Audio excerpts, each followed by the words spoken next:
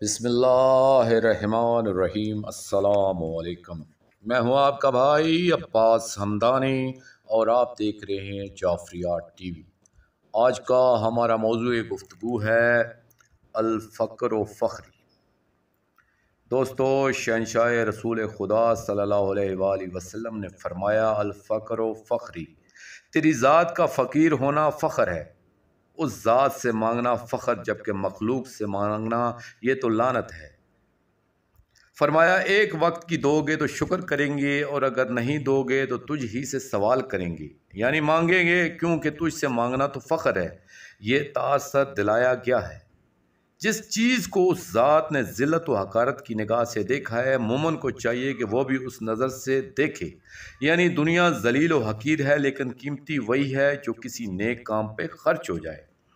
جناب سلمان علیہ السلام جس وقت حاضر بارگاہ ہوئے تو شہنشاہ معظم مولا امیر المومنین علیہ السلام نے انہیں دستور العمل دیتے ہوئے فرمایا تھا کہ دنیا کے ہم و غم چھوڑ دو،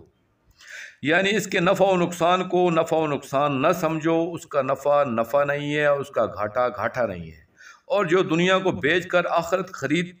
کرتا ہے اسے دونوں طرف سے نفع ملتا ہے، اور جو آخرت کو بیچ کر دنیا خریدتا ہے اسے دونوں طرف سے گھاٹا ہے، کیونکہ دنیا ہاتھ نہیں آتی اور وہ آخرت بیچ آیا ہے، یعنی دو طرفہ نقصان۔ پروردگار عالم نے وہی فرمائی تھی اور حکم دیا تھا دنیا کو کہ تم اس کی خدمت کرنا جو میری خدمت کرے، اور جو میری خدمت نہ کرنا چاہے تو اسے اپنے پیچھے بھگانا اور تھکا دینا، لیکن اس کے ہاتھ نہ آنا۔ شہنشاہ معظم علیہ السلام نے فرمایا کہ یہ سائے کی مثال ہے، اگر انسان اس کے پیچھے پڑ جائے تو یہ ہاتھ نہیں آتی، اور اگر پیٹھ پھیرے کے دوسری طرف چل پڑے تو پھر یہ خود بخود پیچھے آتی ہے۔ دوستو، آخر میں شکریہ ادا کروں گا محسن اعظم بانی مقصد شہنشاہ جون،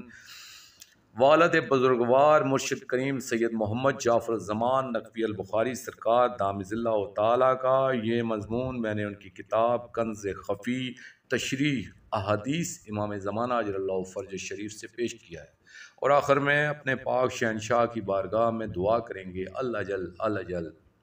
یا ولی المظلومین، یا امان الخائفین، یا بلد الامین، اجر اللہ تعالیٰ فرجک و صلوات اللہ علیکہ، یا رب محمد و آل محمد صلی اللہ محمد و آل محمد واجل فرج آل محمد صلی اللہ علیہ